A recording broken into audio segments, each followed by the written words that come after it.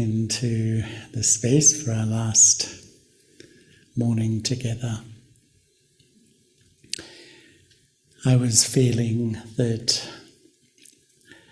we've been in this very cozy, homely atmosphere, sitting in this circle, almost like a safety net for all of us, which has been very nurturing for the heart and the soul. But all of us are going back out there today. And I really feel it's lovely to return with a gentle but determined thought that there's so many things out there in our personal lives and the wider world that are challenging for all of us. But to prepare myself to maintain what I've taken from here. And one thing I've felt is that I am a soul, and actually I'm the master of this body and the sense organs. And when I become body conscious, it's like my sense organs rule my thinking. So I see a behavior or I see something not so good and I let it through my eyes, think. So the external world is driving my thinking. I hear a comment, I hear a criticism, think. It's like I've bowed down, I'm a slave to the external world. I've given power to the external world to control my internal world. But what happens when I meditate? I'm sitting down and I'm creating the thoughts I want. It's like in a gentle way I'm taking back the authority of my inner space.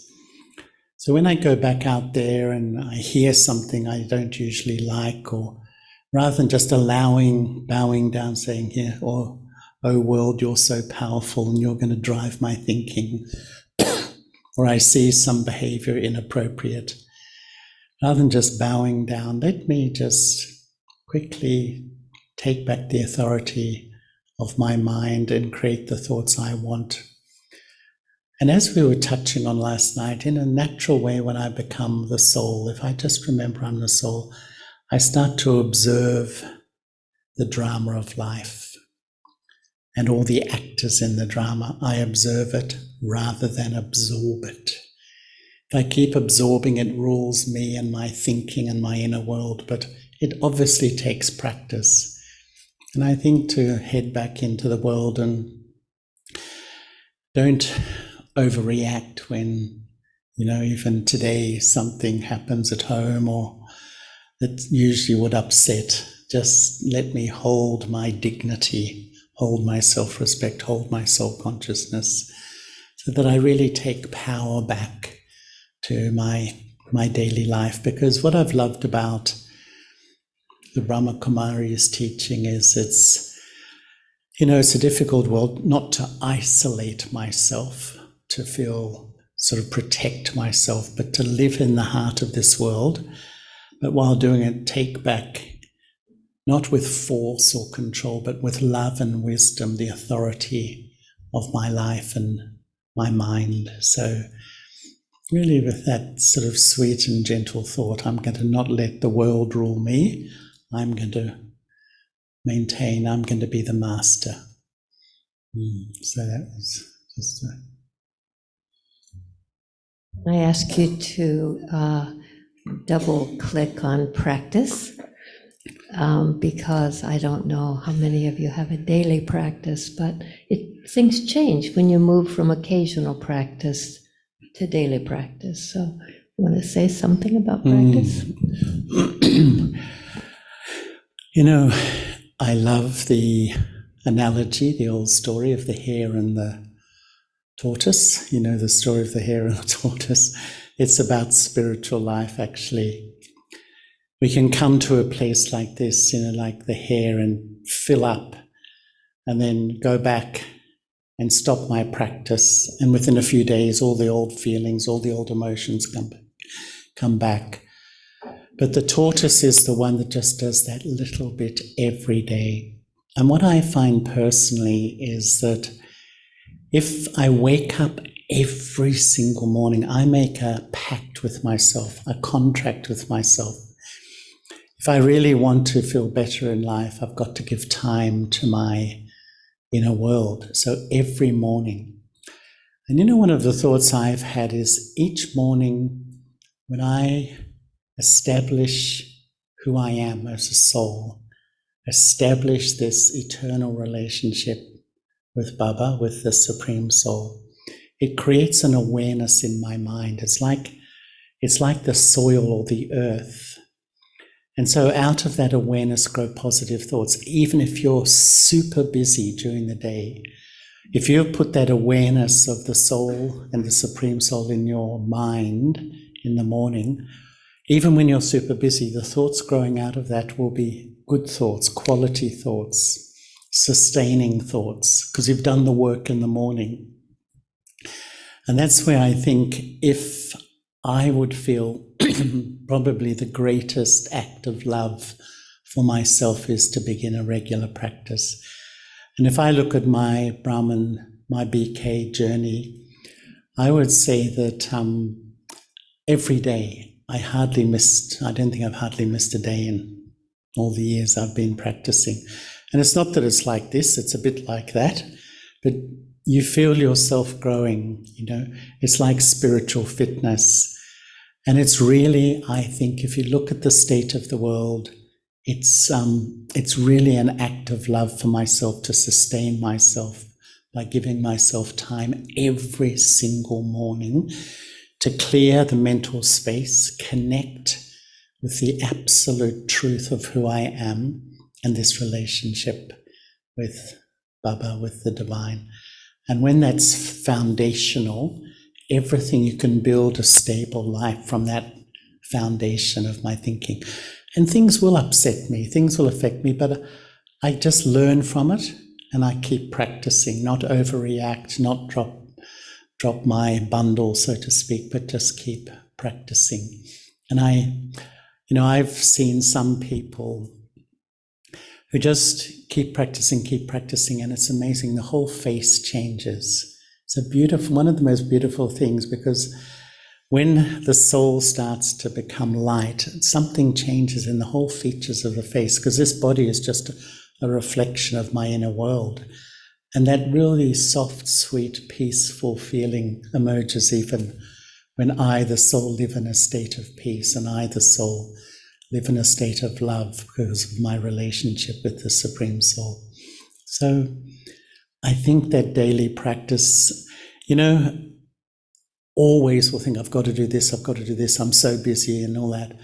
But if my priorities is about setting priorities, this is an investment in my eternal self, so to speak, not my temporary role in life or my temporary responsibilities. It's an investment in me and my well-being eternally.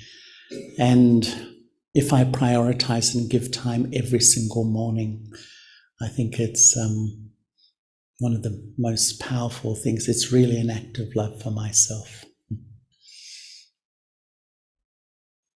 About food.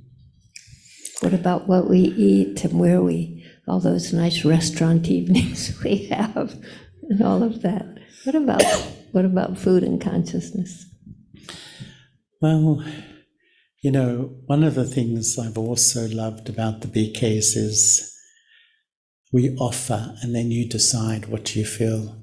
It's never about you should, you must, you have to, never here, because it's about doing things from my heart, what I feel is relevant. But what we take into this body does affect my thinking and my ability to meditate. And as you know, and it's really from a karmic perspective, that we live lightly in this world, we're non-violent, so we always suggest a vegetarian diet. But, vibrations, all of us know the influence of vibrations. You know how you can go into some atmospheres and almost you don't feel comfortable. You pick up, the third eye is always open and it's always tuning into vibrations. And sometimes we can eat food that whoever's prepared the food is not in a good mood. They're angry, they're negative, whatever it may be. And we digest that and it influences. Who has been out with friends and a bit of a party restaurant, you wake up in the morning feeling really down or even depressed? And because actually we've ingested some vibrations into my system. It's why we feel wherever possible, if I can prepare my own food. These are little support systems that enable me to maintain my sense of well-being. And as I just want to really say that these are just suggestions for my meditation practice to really maintain a good meditation practice.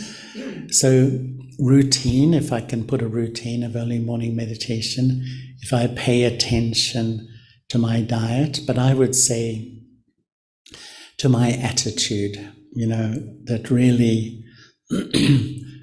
not only the diet of the physical food, but the diet of the mind. And really, our whole retreat's been around benevolence. I feel one of the main ways to sustain myself is not allow any human being to dominate my mind with angry, hurtful, and negative thoughts. That's not them, it's my reaction to them that can have a massive negative effect on how I feel as a person. Sometimes I have the thought that we're living in a world where most people are struggling. It's not an easy world to live. And when they struggle inside, their behavior can be very inappropriate, very short, sharp, rude, difficult. And we think, oh, this person, wow, who wants to be around this person? But actually we can think that. That's perhaps a body conscious attitude. But I find if I feel close to God, then my whole shift that this person is really struggling. This person is really going through a lot. Everyone is judging them, gossiping about them. But if I have a benevolent attitude towards this person, and I had an experience when I first started meditating. I was in Melbourne and at my work, my boss was a former sergeant major in the army, and he was your typical sort of really, really aggressive, great big, strong bloke who was and everyone was scared of this guy. And I just put a little challenge out to myself. I just saw him as a soul, and I just tried to maintain good wishes, and I could not believe he softened like a child. And I could see that his whole nature was his protection he thought it was aggressive world, so you hit first before the world hits you, that sort of thing. And he softened and became one of the sweetest people. And I think we can't underestimate the power of an elevated attitude. And your thoughts, we see people physically, but through the third eye, I can feel the perfume of their mind, or they can feel mine. And if I realize that when I feel an atmosphere, even if I sit in a meeting with a group of people, before someone opens the meeting or even as they are, just use your mind to just fill the atmosphere with peace and love. Color the vibration. It has an enormous effect.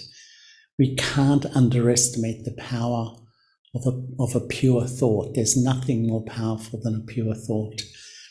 And this is the real power, which is influencing our world. Like, I think, sharing a little bit yesterday morning, why is the world like it is? It's our thought streams, the collective thought streams of 8 billion human beings through the material environment that's absolutely destroying our world.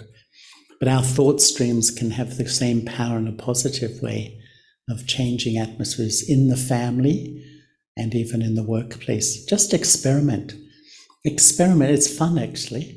If you have that person in your life that's really always challenges you, try to observe them as a soul, detached, and just watch them as a soul and give them goodwill, good wishes, benevolent feelings, and just practice for a while and see if it shifts And then we start to see the power of an elevated attitude, which is, really carrying the feelings from my relationship with God. It's a really lovely practice. I was thinking about Florencia's question yesterday about what do we do for children. So if you're cooking in that consciousness and feeding them, that's why our grandmother's soup made us well, right? because she loved us. I have another question, Charlie. They're just bubbling up right now. You've got a lot of questions this morning, Judy. I do. I have a lot of questions this morning. So we've had these powerful collective meditations that a lot of us have commented on, the power of sitting here together. You're talking about the power of a pure thought. What about collective pure thoughts? Is there something in that for us beyond the retreat? To me, like, I'm not sitting here with a recommendation, but can we somehow translate that into our lives? I think so. I don't know. One of the practices of the Brahma Kumaris is we sit early morning together, and we sit in the evening at 7 p.m. as well.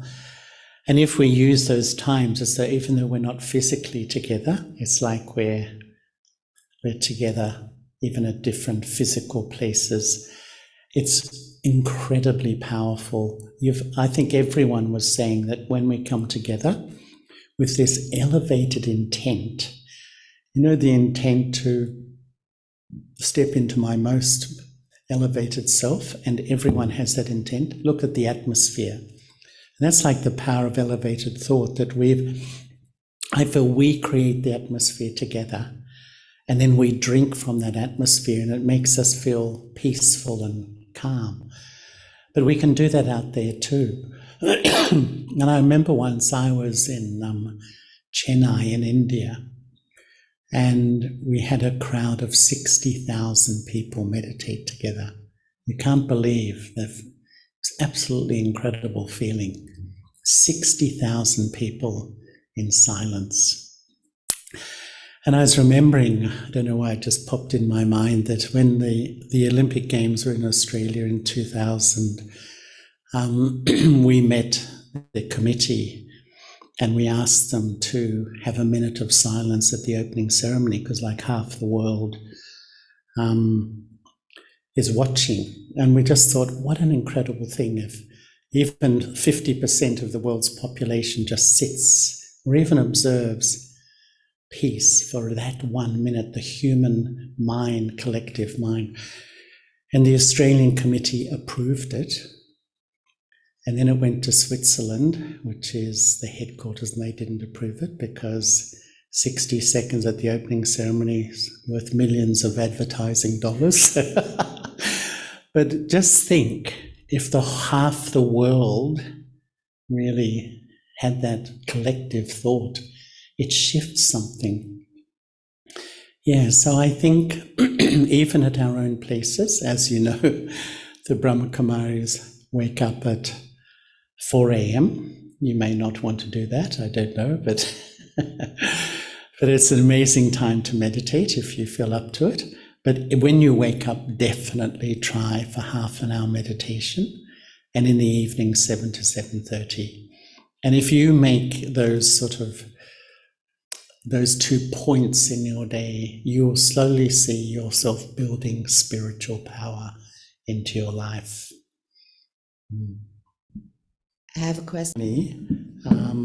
So many of the BKs meditated 4 a.m. in Europe at that time. So wherever you are, there's a huge worldwide community. When you sit together, you know there's a collective at that time who are subtly emitting this high frequency of vibration. So wherever you are, I think it's a good practice to have.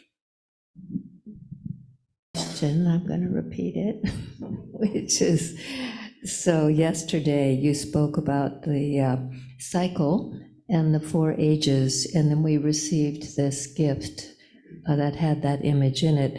And the one thing that's clear in both of those pictures is that there's this age that we're calling the confluence age. And so the invitation is, what more can we understand about the confluence age, and what are we supposed to do at this time? Got it? Really, what is the cycle's main message? Is that time moves in circles, and the soul, again in full power, spiritual power. I was soul conscious, everyone in this room. I lived in a soul conscious state, which means I was naturally peaceful. I had a benevolent attitude. I was full of spiritual power. In time, like any sort of system, I've lost power to the point at the end of the Iron Age. And why our world is like it is because every human soul has lost power. We're grossly body conscious now and under the influence. So the confluence age is a bridge between the soul that's lost all its power to rebuild my power. The confluence age is about regaining my spiritual power. And what you see in the world is a million problems. Governments throwing trillions of dollars, but do they change? Not really. Often some do, but a lot of the problems get worse. The reason being that the real issue is the human soul. It's all of us. And that's where if I change and I make a decision that I'm going to practice soul consciousness and I'm going to charge my battery by connecting with God, that makes me pure. There is no greater way I can contribute to a better world than making myself a better person, a pure person. Once again, so this whole confluence age is almost reviewing who I am at this time and returning to my original self. But the whole power comes from a relationship with the divine, not just a belief, but a real soul-soul connection. And that's how I take back all my power. And as we see, when enough souls do that, we will move back into the golden age once again. So the confluence is, once I was in Switzerland, I think it was, and I saw two rivers meeting. One was absolutely clean water and one was really dirty. And there was a convergence, of those two. And it's like, that's why it's a very unsettling world, because on the one hand, all the signs in the physical world are not good. Everything is breaking down. But on the other hand, in the spiritual world, there's groups like us, as we were saying, who are starting to go back to the basics and rekindle who I am, becoming soul conscious and who I belong to. That's the sort of the fundamental, is to rebuild my spiritual power. And when many of us do that, we start to put a different vibration into the human grid. And it will change. It will definitely change. It's definitely. But as we know, there will be quite a bit of upheaval. There is, and there will be more upheaval in our world. Okay, so the question is that sitting here in this environment, supported by the atmosphere, pure food, cooked by yogis, like-minded people, one would think that all moments would be elevated. But in fact, that's not the case. There's good moments and then there's lousy moments. So what practical guidance can you offer so the fluctuation stops and there's more consistency in my inner state? Yes, I think Sandy's question is for all of us, right? Because, the context, Sandy, is that, I'm an old soul, we're old souls, and we all carry in our subconscious the story of my past. My original past is divine, it's elevated, it's loving. We all know we have that inbuilt original beauty. But my more recent past, as the soul lost power, is very body conscious. And so what happens is sometimes in the atmosphere we get uplifted by the atmosphere. But then a scene of life, a comment from a person, or an old thought from myself, a fear, a worry, triggers what's sitting in my subconscious once again. And the rubbish just flows back in because that's been my habitual pattern. This is the spiritual journey. It is inevitably going to happen to each and every one of us sitting in this room. It happens to me, it happens, I'm sure, to Judy, Gayatri, everyone. We all go through, because this is my outstanding karmic story. But rather than just feeling hopeless about it and bowing down, this is why I'm practicing soul consciousness and remembering God, to lessen the effect of my past, which is like a shadow dominating my present. And that's why I was saying, as you go forward, it's not like you're moving generally, becoming more elevated, but on the way, there's ups and downs. I would never be discouraged when something triggers a hurt feeling, a bad feeling, a low feeling, a depressed feeling, but really learn from it. And next time it may happen again, but it's not quite as deep. And next time, so you're slowly bringing change. The reality is, sometimes I think there's 3 levels of change. First is habits. And habits are often based on this life, so to speak. And it may be my eating habits, all these sorts of things. They can change quite quickly. The second I would call personally soft sanskaras, the sanskaras of the last few lives, which are maybe seeing defects in people, impatience, intolerance, things like that. But the third level of change is, I would say, very deep things that have been scored in my subconscious for a long, many lifetimes. Lack of self-respect, which sometimes creates feelings of unworthiness, hopelessness, fear, insecurity. These are profoundly deep, habitual, emotional, mental patterns recorded in my subconscious.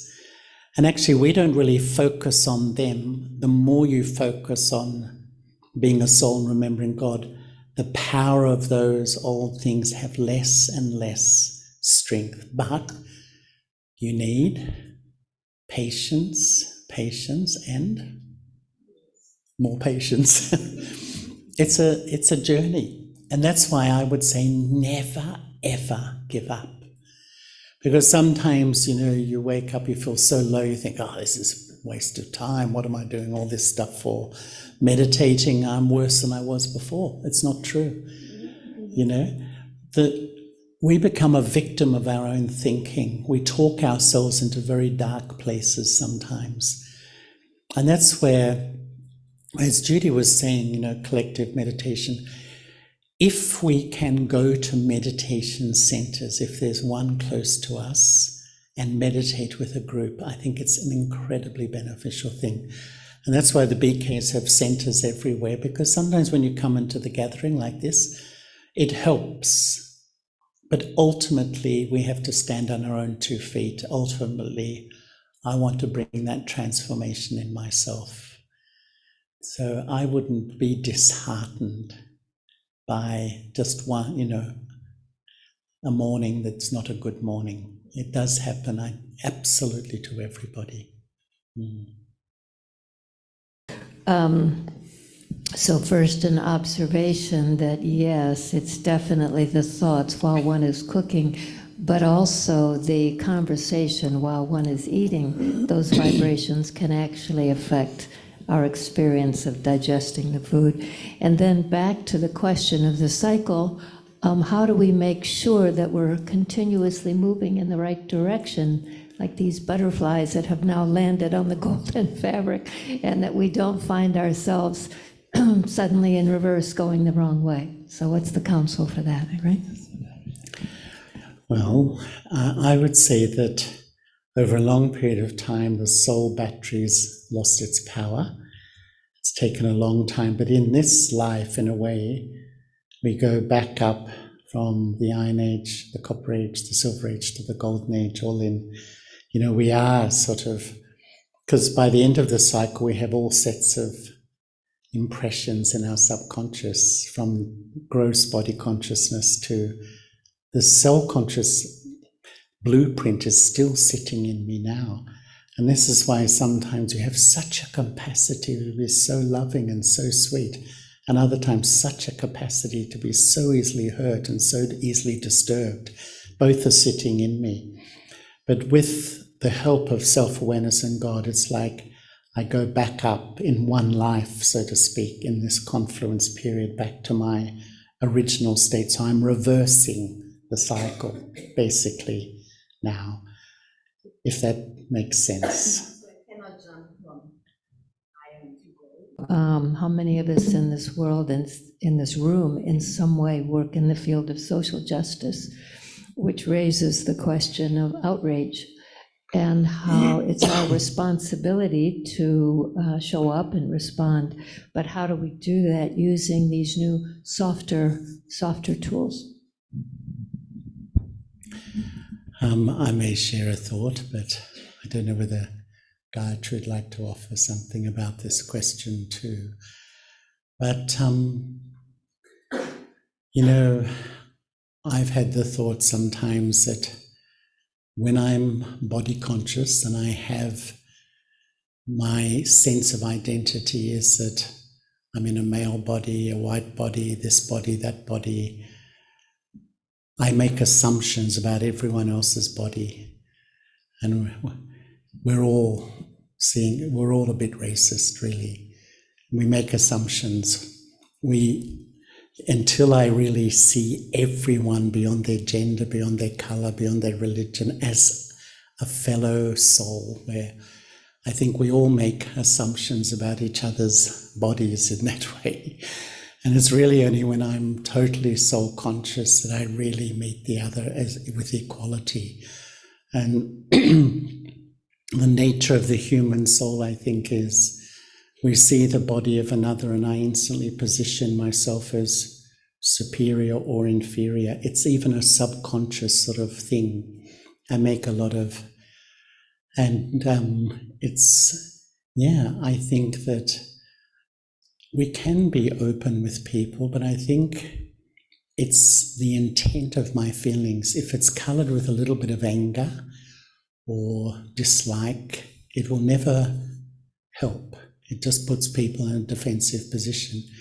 But if I'm able to state my truth with love and respect, I think that can have really good effect. But as I say, I think probably, Gayatri, would you like to offer something around this? Of course, Charlie, I'll say something. I think it's a very good question, and it is a question that I ponder on a lot, being the representative of the Brahmakumaris to the UN. And but I have to pay attention to something within me because I get outraged by some of the things I see and I witness in the world. But Daddy Janki I was explaining to her in one of the Call of the Time dialogues in Mauritius an outrage I was experiencing. And she coached me into an alignment that I value up until, and I'll tell you why I value it so much.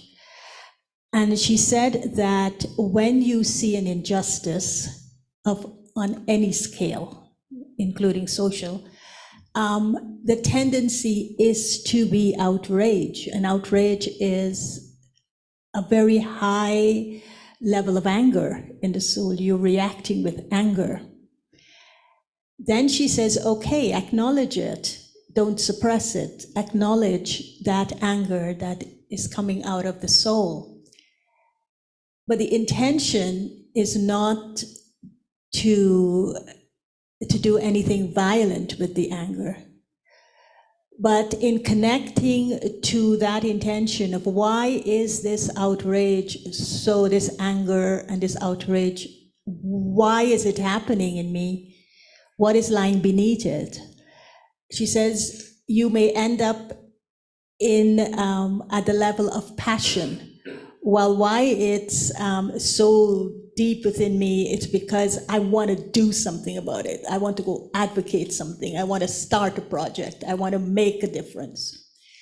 And she says that is still, it's like a mixture, duality of the good I want to do and the anger that the good is coming from. And then she says, okay, acknowledge that, recognize the duality, but then go to a higher level, which is compassion. So transform the passion into compassion. And not until you could feel compassion for both the victim and the perpetrator would you have impact. And so I use that alignment. And as I said, there are shortcuts to things in this, on this spiritual path. And my shortcut, I call it yogic silence. I just don't go into any kind of silence because I could end up being more confused and end up being more chaotic inside of me. But I call it yogic silence, in which I truly connect my soul to the soul of the Supreme, to allow that compassion, that settling, and that opportunity for new creation to take place within that kind of silence, because that silence allows me to enter a transformative field. Now, I said to you, I'm going to share something that happened very recently. I don't know how many of you heard, but I was sharing it with, I can't get your name, my sister from UNICEF, Zarka, right? And recently there was this news that was sent through to us about an incident that happened in India, in Manipur, in which women, a couple of women were gang raped, and then, these people put them on the street naked and paraded them down. And that created inside of me, what is going on? Here we are, an organization that is headed by women, that first and foremost uphold the dignity of all people. But when something like that happens, what is the position we're going to take? Are we going to remain quiet? Are we going to be afraid that if we say something, we're going to be accused of not being neutral? Spiritual movements are supposed to be neutral on these things. And so I took it in, and I put it to rest. Okay, let me see what will emerge. And then actually coming into this Call of the Time dialogue, someone said to me, you have to do something, you have to say something as the UN rep, as the BK UN rep. And I did. I sat and she helped me, and I wrote something to say that a crime against, violence against women is a crime against humanity. And took it up from that level, that what is causing it, we always say under the influence of alcohol or on some kind of influence, but we are not doing anything to eliminate the influence.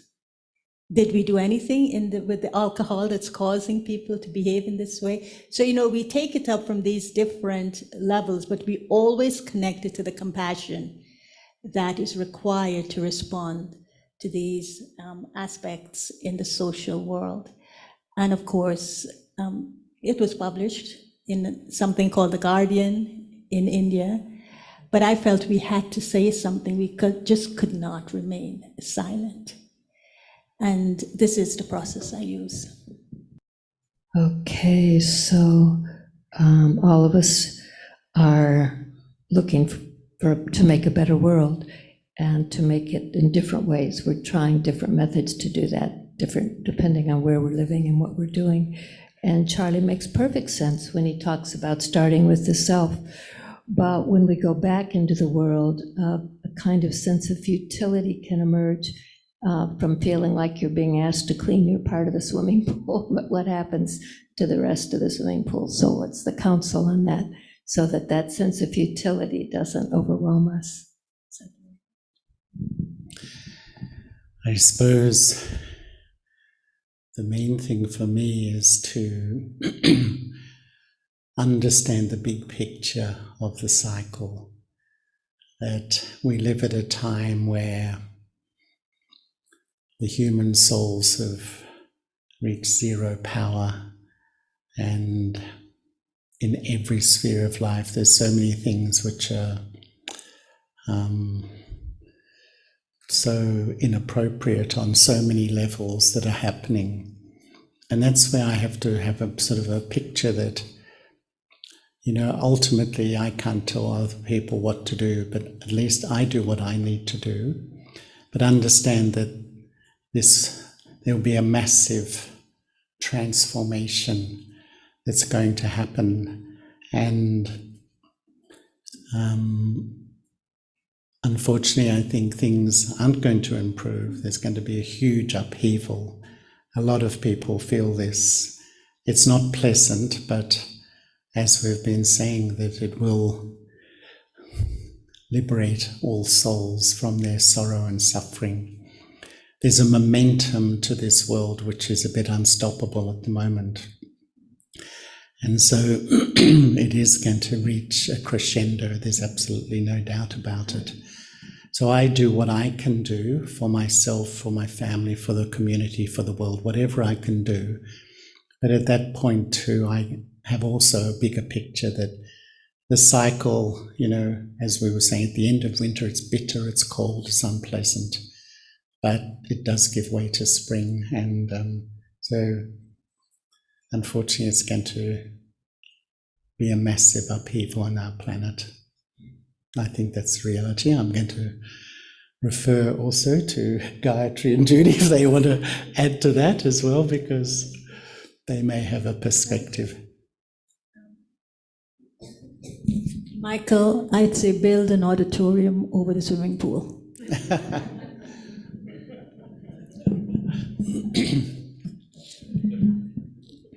To just elaborate on the auditorium over the swimming pool, I think we are both building our own lifeboat, and then we're extending ourselves to others to get in their lifeboat, because it's rough waters. And we can't, as the old saying goes on the airplane, when they tell you to put your mask on first, can't help anybody else's lifeboat if you're drowning, right? So the idea is to climb in your lifeboat, that is you, the soul, in connection with the source, and then to help as many as you can, to get through that storm, knowing you can't help everyone, that it's very big. You'll do everything you can, which is why Sister Mohini gave you 100 blessing cards. Figure if you can help 100 people. Dadi Janki used to say you have to help 100,000, each of you. So whether you help 100 or you help 100,000, we know there's hard times, but from the perspective of the soul, it's a gorgeous time because we're on our way up, right?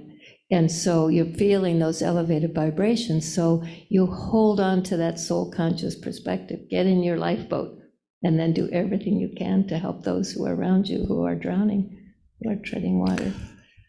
One analogy which I have is that living in Australia, we have massive, massive bushfires.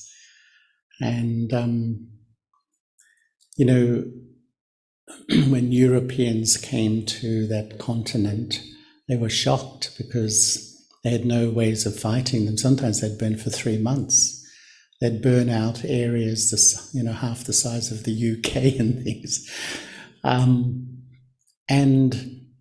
When there's a fire, even at one of our retreat centres, we had a fire in the retreat centre. It was incredible. It looked like a nuclear bomb had hit it. Everything was charred and grey. Within a month or two, it was all the green shoots.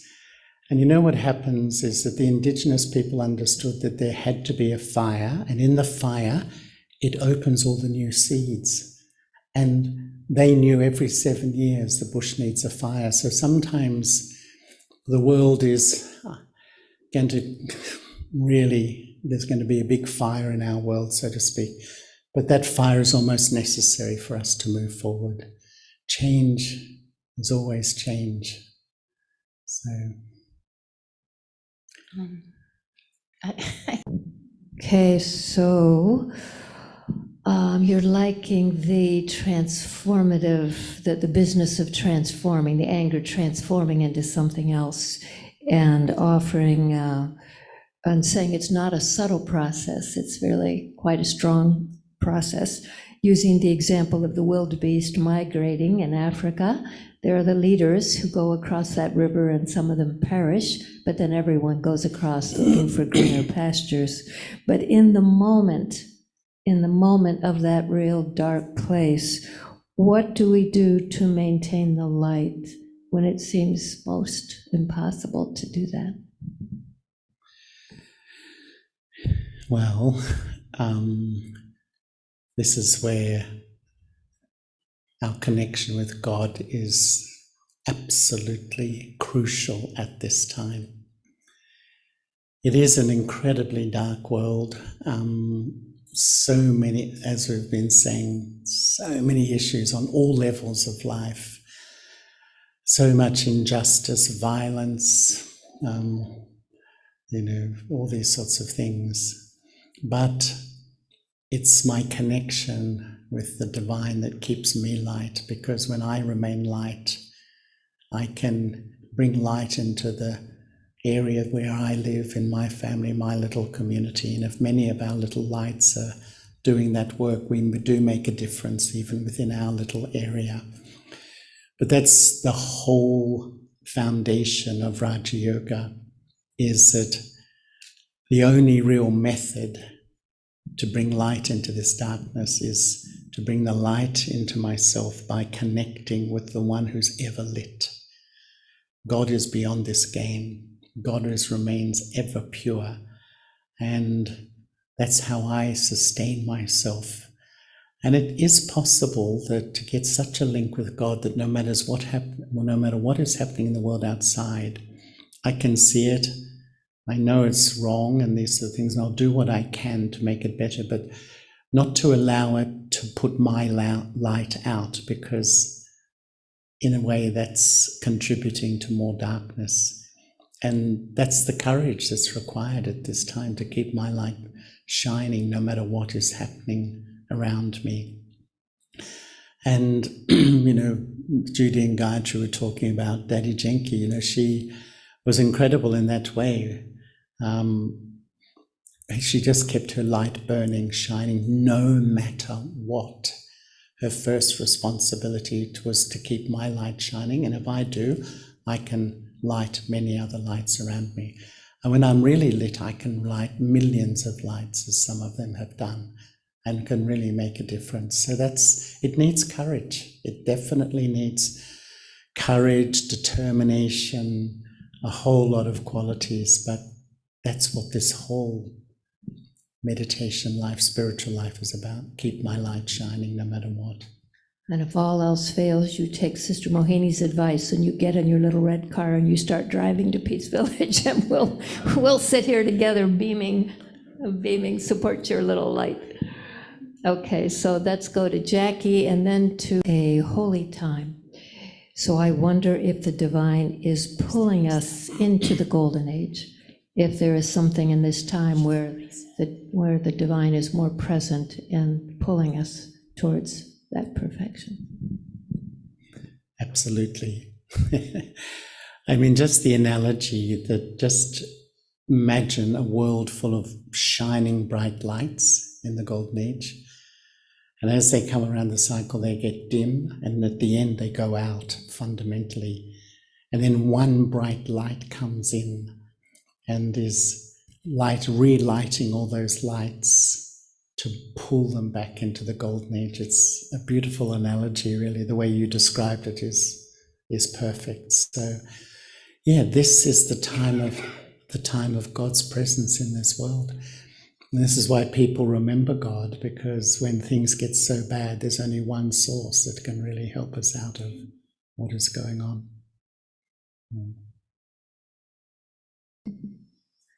Say that, Charlie. That doesn't help us in terms of protecting their identities on the recording.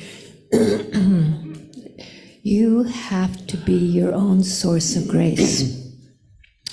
You have to leave the past and the future and time and space behind, and you have to give yourself some space. Is that right, Charlie?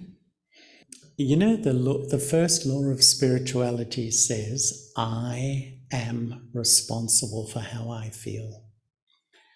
And fundamentally, whatever is happening in my life, I've created. And this is how we learn from God, in a sense. God can teach me how to create the most elevated life. But every action I perform, I'm responsible for, and I reap the fruits of that. And that's the absolutely empowering thing, because if I feel it's other ones are responsible, or I'm the victim of so many aspects, I'm not a victim. I can completely take the power back in my life by being responsible for how I think, how I speak, how I act, how I behave. So in that sense, I think we are the ones to give ourselves grace, Phil, totally, by living according to my truth. All right, so returning to the category of bad things, it may be inappropriate to call them bad things, as there's benefit to us in even a very bad thing happening, like the phenomenon of Hitler, because it reminds us of where we don't want to be, and it encourages us to make effort to go to where we do want to be. So should we maybe avoid referring to it as bad things and refer to it maybe as necessary things or something like that? Charlie? I'll share something, but if my fellow partners want to share something. I think it's okay to name bad things, actually, because they're not good, and it's what Marie was doing. But it's the intent behind it. Everything in the law of karma, the law of action reaction, is intent. So if I name the bad thing with anger, negativity, hating the one perpetuating, that's inappropriate. And that's what I think Daddy Janki was saying to Gayatri. So we can see the reality of what's happening, but I still maintain goodwill, and I can learn from it, like you say, so that, you know, things don't happen in the future. Because we had a saying once in our teachings that right is right and wrong is wrong, but don't bring it into your feelings. Because when I see something bad and I have the hatred, the negativity, the ill feeling, the bad feeling, I've allowed myself to come under the influence of it, and I will increase the bad, like you're saying. But if I name the bad, but I still maintain my elevated well-being for the perpetrator of that, and the victims of that, whatever it is, then it's like I'm still maintaining my spirituality. And this is where I think I feel one of the most powerful spiritual tools is to be a detached observer. That doesn't mean where you just stand back and don't do anything, but you don't allow all the issues of life to dominate your emotional space so that you're up and down, and because we're all like that, but we still can see what's happening, we still can name things happening, but I'm going to be in a state of mind to heal rather than perpetuate the negativity as a result of those bad things happening. So, you know, I can keep my spirituality and keep my benevolent attitude. Yeah. You know, sometimes I was giving a talk once about compassion, and it came up this sort of question. We have compassion for the victims, have compassion for the poor, have compassion for, but do I have compassion for the perpetrators? Do I, because, you know, can I say I'm really compassionate if I have it only for one set of people? You know, because I was once in a meeting with the Dalai Lama, and one young Chinese man said to the Dalai Lama, you must hate the Chinese for what they've done to your country. He said, I don't hate the Chinese. And he said, I don't believe you. They've done this. He listed all the horrible things that have happened in Tibet as a result of the Chinese. He said, I have compassion. And he said, how? And he said, well, from my understanding of life, those who are perpetuating the crimes in Tibet, the Chinese army, in their next life they will be suffering. So I have compassion because they're doing actions that are going to create suffering for themselves in the future. So I maintain compassion. It was quite an interesting answer, if it makes sense to ask the question, how would God see it? And that sparked something in me, in which I think at the confluence age, we're being taught to look at one another differently. And we have a history, we have a story that is not just of the immediate past, but of the whole cycle. And so how did God see me? How did God see my brothers and sisters? As first and foremost, as a soul. In a way, took us out of our stories. As a child, with equal rights. And so I think what I hear you say, and the practice that we're being encouraged to have, is before you look at the story, look at the soul. Connect to the soul with a vision that we all belong to the same parent. And we all may have done good and bad, but have that sense of belonging. And if I can do that, then I can look at the story of the soul through a different lens. And I think that is a profound thing at the confluence age that we're being taught to do. And that is called looking at the other with soul conscious love. Because what the soul may have done in one birth, that soul could be in front of me in this birth. And I don't know what the soul did in the past. How am I seeing that soul in the soul's next birth? And so I feel that this for me is very important. So, Brother Charlie, it's Rita over here. Oh. Last question before our break, or last comment. So the question is about the connection between nature and spirit, and a comment that there are kind of different worlds. There's the world of light, there's a subtle world, and then there's the physical world, and that kind of an acknowledgement of systems thinking that in a closed system, the only thing that can make a difference is an intervention from outside. So relative to this shift that we've been talking about this morning, is it only the intervention of God or the divine or Baba or whatever you call that one that's bringing about this shift? Or is it also nature that's bringing about this shift? And then a follow-up question, can you demystify angels and the role of angels at this time in 4 minutes?